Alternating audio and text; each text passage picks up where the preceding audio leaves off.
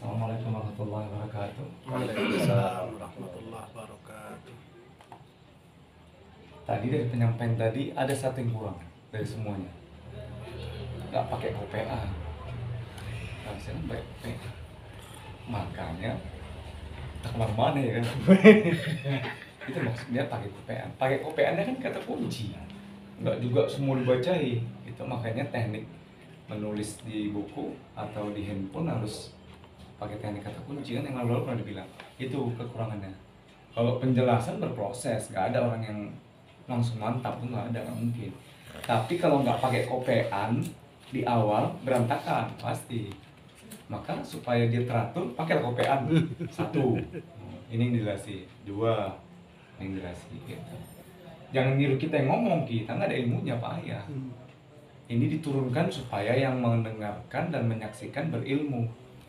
Yang nyampaikan nggak ada ilmunya, makanya jangan ditiru cara yang nyampaikan. Nggak terikuti, bahaya, sulit. Konsepnya beda ya. Baik, ini kita akan buat kesimpulan lagi dan ini pasti akan tetap selalu yang terbaru, terupdate. Tapi tetap kata kunci itu nggak bisa tidak digunakan. Jadi dia harus pakai kopean. Apa yang mau dijelasin satu, tengok kan ceritanya. Nah, kalau ustadz harus biasakan itu, jadi nggak melebar dia. Dua, jangan lari kita tengok, lari. Iya, tiga, ini balik lagi kita ke topiknya. Makanya urutan 1, 2, 3 sampai sekian, perhatikan judul. Jangan lari dari judul, judulnya apa gitu loh. Sama kayak nyampaikan ini. Judulnya apa, maka nggak lari dari situ gitu. Ini kan judulnya adalah surah kembar. Ini berkaitan dengan hikmah sholat satu, kan hikmah sholat satu, hilat satu. Ingat, sholat subuh, nabinya Nabi Adam alaihissalam, ya. Nah, ini kita gambar gini lah di sini. Kalau ini dicetak, ini kita bisa gambar lebih banyak. Ini gambarnya ya.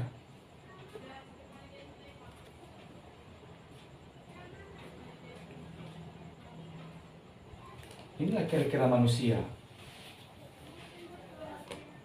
Ini 2 dimensi.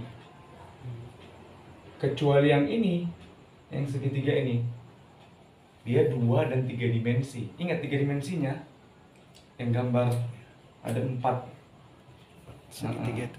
Iya, kayak piramid kan pernah ingat kan yang kita lihat.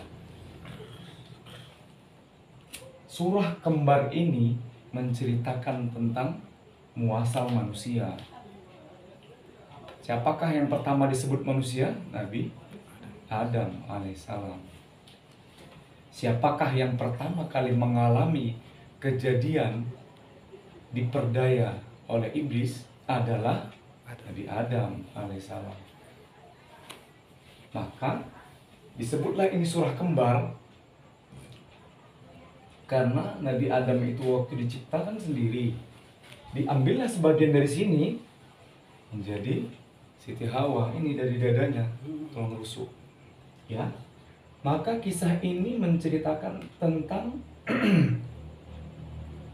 akhirat, ke dunia. Siapa akhirat? Si bulat. Siapa dunia? Ini si dada dan kaki. Ini kan kaki, ini tangannya, kaki.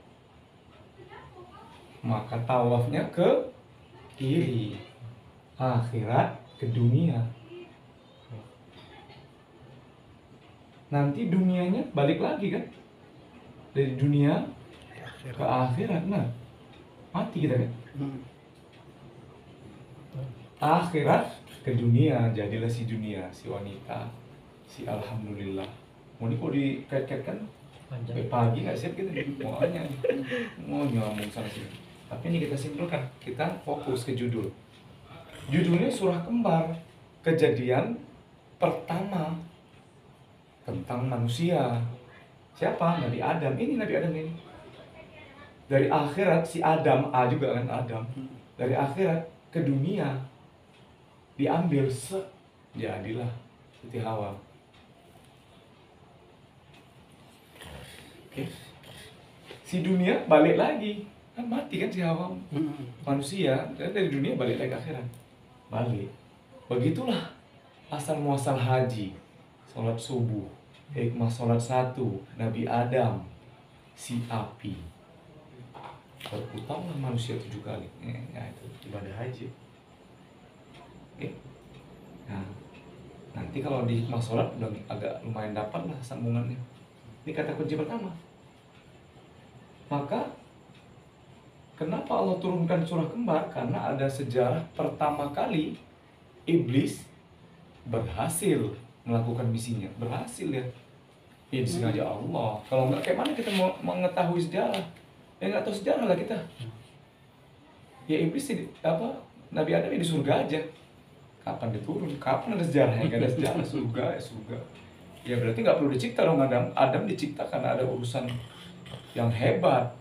Bukankah Allah mau dikenali? Kalau nggak turun, kapan kenalan sama Allah kita? Nggak kenal-kenal gitu.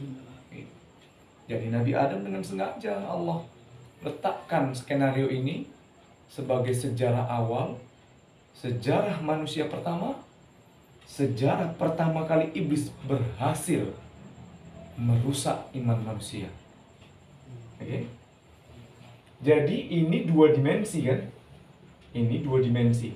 Ini 2 dimensi dan 3 dimensi. Ada 4 di dalamnya.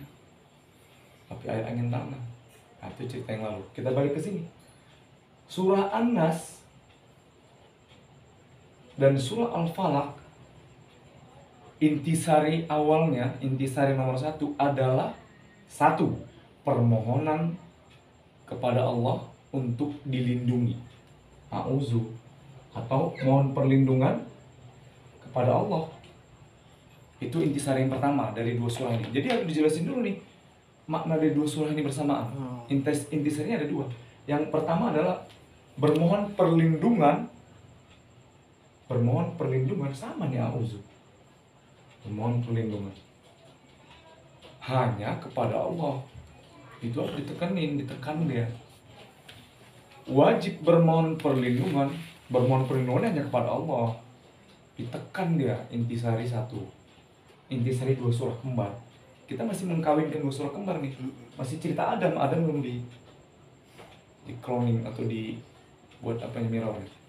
Jadi intisari 2 surah kembar ini adalah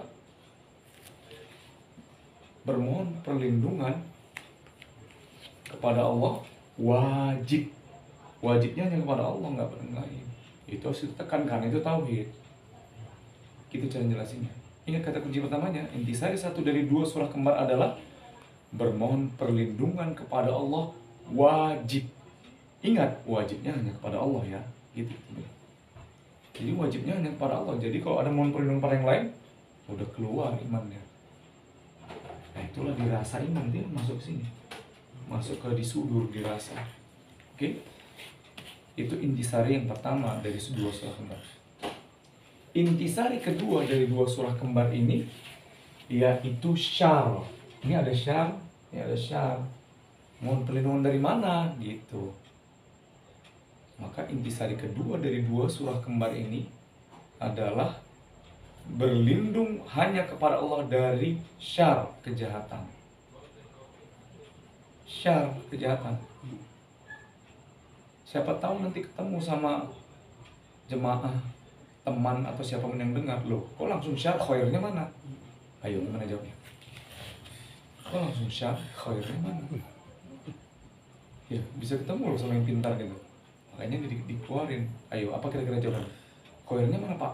Kok langsung syar? Ayo, khairnya mana? Berarti berlindung daripada kejahatan dan kebaikan juga. Tunggu, belum masuk situ. Khairnya di mana itu pertanyaannya? Khairnya ada pada haknya Allah. Wah, nggak ada yang dijelaskan, harus berkaitan sama yang dijelaskan tadi. Khairnya di mana? Yang tadi yang pertama, mohon perlindungan. Itu khairnya. Khairnya manusia itu bahwa dia sadar dia wajib bermohon perlindungan, dan perlindungan itu hanya kepada Allah mohonnya. Itu khairnya. Oke. Khair itu ada di Adam di surah An-Nas. Manusia pertama yang disebut manusia. makhluk pertama yang disebut manusia, makhluk pertama yang disebut khalifah. Manusia pertama yang disebut khalifah Nabi Adam. Kita pun khalifah sama, tapi dia yang pertama. Makhluk pertama yang disebut manusia Adam. Makhluk pertama yang disebut khalifah Adam. Khairnya Adam adalah bermohon perlindungan hanya kepada Allah. Itu khairnya. Oke, itu khair.